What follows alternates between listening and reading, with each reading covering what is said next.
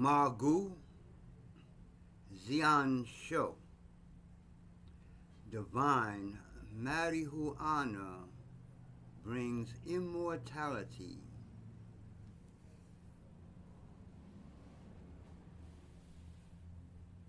So,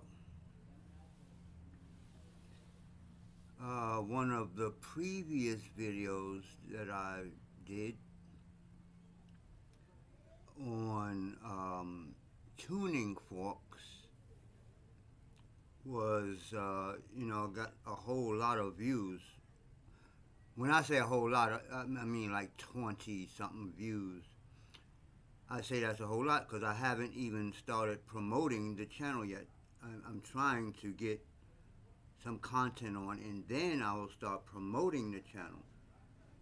So, but because that particular video got that many views in a few days, I figure I will keep that theme going on vibration. Ooh. As you might know, if you looked at my earlier video, that vibration is one of my favorite subjects of the universal laws. But this time, I am not going to be the one talking. What I would like to do on this video, move that out the way there. What I would like to do on this video, I'm going to play an article about singing bowls, and at the same time I will be playing, or do you call it playing? I guess you're playing my singing bowl. I didn't get a big ass singing bowl or one of the crystal $1,000 bowls. I went downtown LA. This thing is nice, man. It come with a little padded thing that you sit it on. Got designs on it like elephants. The elephant in Tibet and all that is supposed to be a lucky symbol, like my ex told me to, which I still do to today. Place an elephant's butt towards the opening and whatever. So, I'm going to play my bowl with my bowl playing stick thingy, and I'm going to play this article while I'm doing it.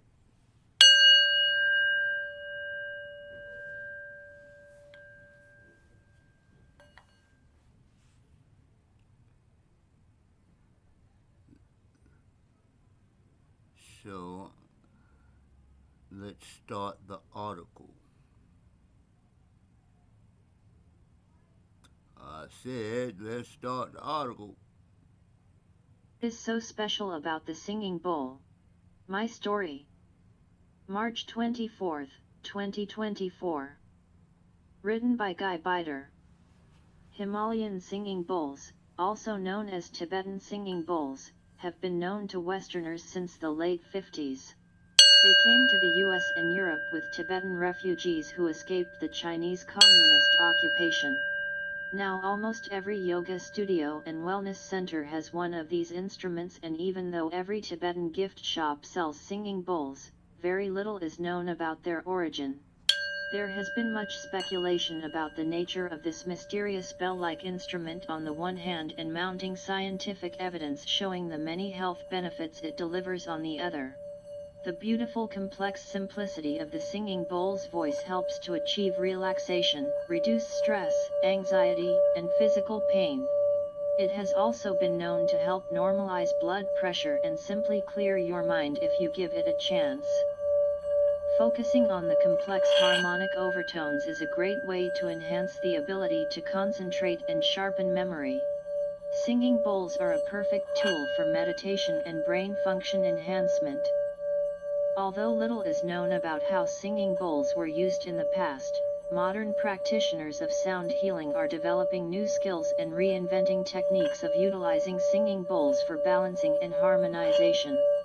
There are many skeptical opinions, but if you know what to do with the bowl, you'll see that it works.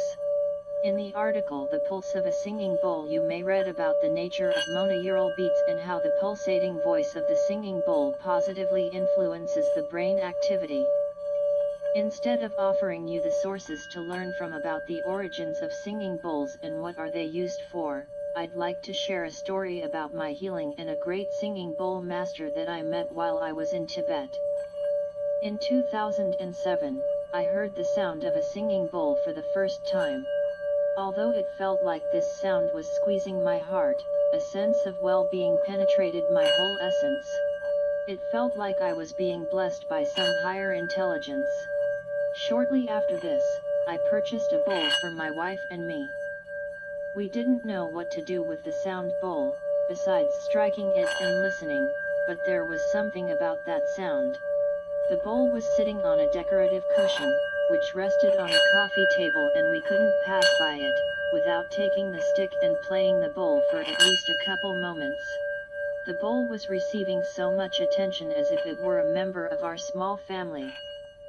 Like a normal couple we had our ups and downs, but every time the bowl made a sound, the atmosphere at home would change for the better, also a more peaceful state of mind was created. Back then, I was practicing meditation and was reading a lot about the influence of sound on mental, emotional, and physical health. I was looking for some art to occupy myself with and knew that it would be related to sound therapy. The field of sound healing triggered my attention. Most of the information I found on the internet and books just made me skeptical. I couldn't accept, for example, that the notes of the modern Western musical scale are related to chakras. Also, having a degree in mechanical engineering, I had a hard time believing that singing bowls are made of 7 metals such as mercury, lead, and copper that have such a huge gap in melting temperatures. Even if that was true, why for God's sake people would use poisonous metals for healing?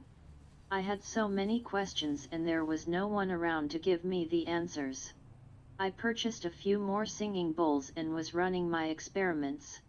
The knowledge started to flow towards me straight from the source, my instruments. At this time, heavy arguments began to occur between my wife and me almost every day. Our relationship became very heavy on both of us and we decided to provide space to each other. 2 months later my wife flew to Nepal. She was planning to take the hiking trail to Everest Base Camp. On August 24, 2010, the plane she boarded with 13 other people departed from Kathmandu to the village Lukla and it never landed. She died in an airplane crash on her 30th birthday and my heart died on the same day. The emotional trauma I experienced couldn't be described and it isn't my intention to focus on these dark times. Many days passed until I pulled out one of the singing bowls from my collection again. The sounds were reminding me of the times spent with my little family and this was causing me a lot of pain. I temporarily moved away from my passion for singing bowls. Months later after the accident, I pulled out the same sound bowl my wife and I used to play together. All of a sudden, I noticed that this bowl had a very interesting character. Once struck, the melancholic sound of a time that will never come back was flooding the room up to the ceiling. My mind was stolen by this fluctuating sad tone. Listening to this singing bowl was just painful. However, something had shifted inside of my chest and the moment of instant healing took place. I noticed a subtle overtone that I had never paid attention to before. It was the sound of pure joy. It was a ray of sun, so pure and delightful. I asked myself, why was I choosing to listen to the melancholic tone if there is something so delicious about this other tone showing up at the same time? That evening I stroked the bowl countless times. I remember myself listening and smiling. I was smiling and skipping a heartbeat each time the sonic serpent was showing up and pulling my sadness from the chest away to the void. It felt like some sacred knowledge is being unveiled to me. Something that can't be told, but can be heard. I didn't mind about what sound is good for my chakras. It was not important is this singing bowl Tibetan or not. I did not care about the 7 metals neither.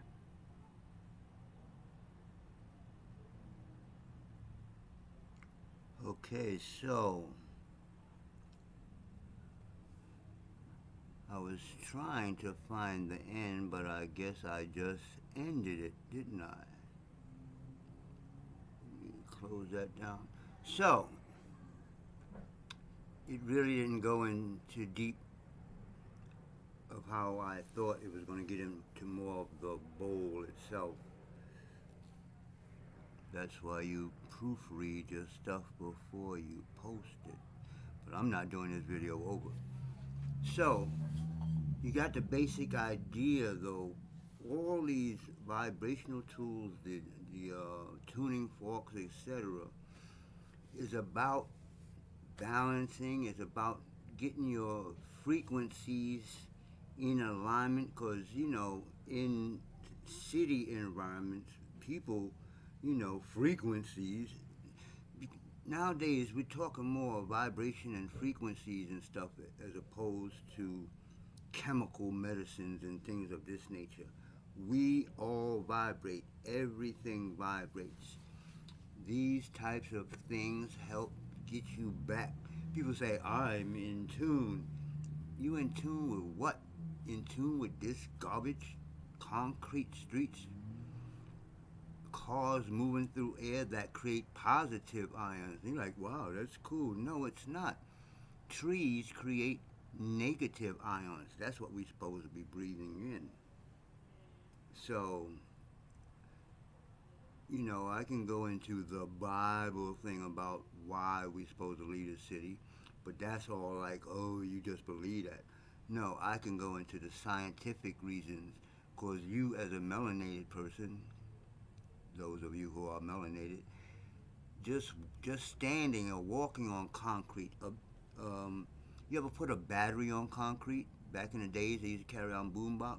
They stopped putting the boombox on the concrete because the concrete absorbs the electromagnetic or the energy of the battery.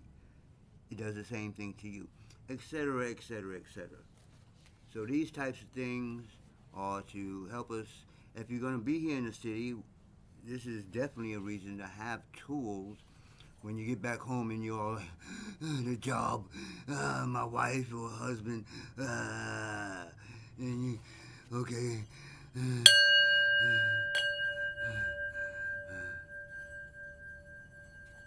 Smoke your bowl.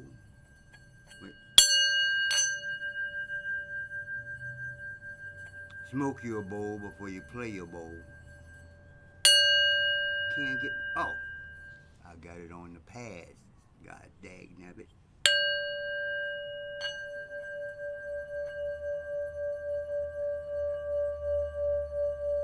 If I go too fast, if I make it the vibration too much, it'll start to ring. What? Listen.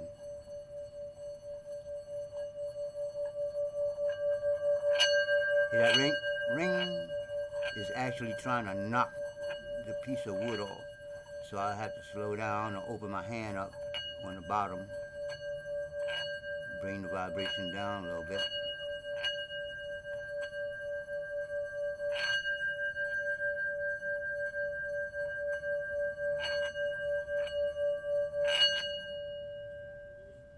And then I use in my Kung Fu system, this is called the water hand. I'm trying to use that. And even more difficult is to do it with the left hand.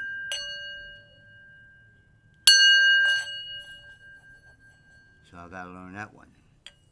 So this is one of my toys or tool toys that I like to play with. So that's it for this video. I'm on my way out. And until next time, divine marijuana brings immortality Peace.